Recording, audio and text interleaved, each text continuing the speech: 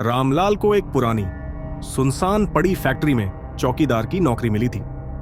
यह फैक्ट्री कई सालों से बंद थी, लेकिन मालिक ने इसे फिर से चालू करने का फैसला किया।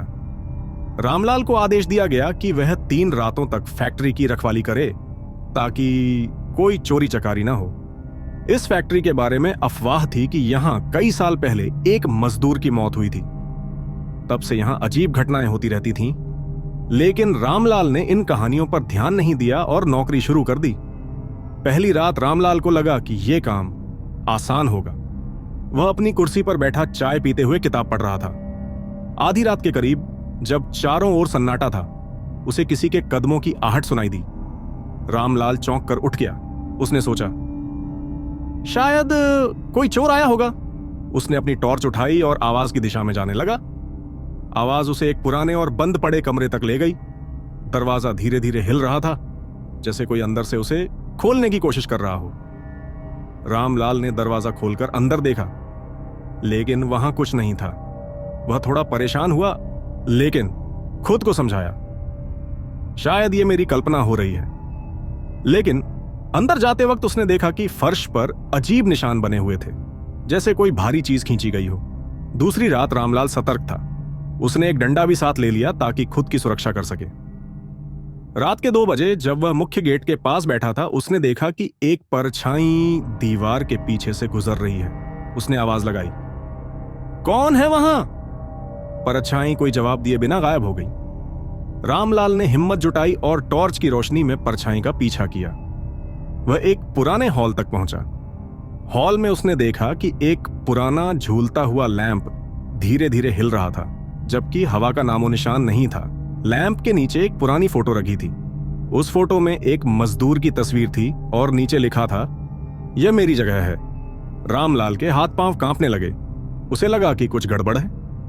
वह बिना रुके वापस अपने केबिन की तरफ भागा। तीसरी रात रामलाल ने फैसला किया कि वह इस रहस्य को सुलझाएगा।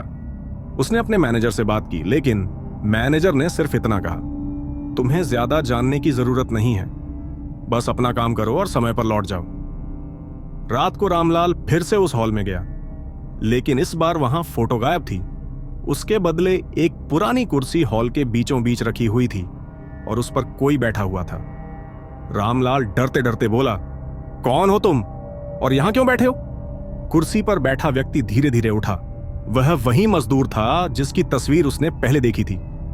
मजदूर ने गहरी डरावनी आवाज में कहा, यह जगह मेरी है, तुमने यहां कदम रखने की हिम्मत कैसे की? रामलाल ने घबराते हुए कहा, मैं तो बस अपना काम कर रहा हूं, मुझे कुछ नहीं पता। मजदूर उसकी तरफ बढ़ा और बोला, जो यहां आता है वह यहीं का होकर रह जाता है। अगले दिन जब मैनेजर फैक्ट्री पहुंचा तो उसने देखा कि रामलाल की कुर्सी खाली थी। उसके बैग और टॉर्च वहीं पड़े थे, लेकिन रामलाल का कोई पता नहीं था। मैनेजर ने फैक्ट्री के हर कोने में खोजबीन की। जब वह उस हॉल में गया तो उसने दीवार पर एक नई तस्वीर देखी। यह तस्वीर रामलाल की थी और उसके नीचे लिखा था, यह मेरी जगह है। रामलाल की यह कहानी हमें याद दिलाती है कि कुछ जगहों पर जाना खतरनाक हो सकता है। फैक्ट्री के इस रहस्य को आज तक कोई नहीं सुलझा पाया।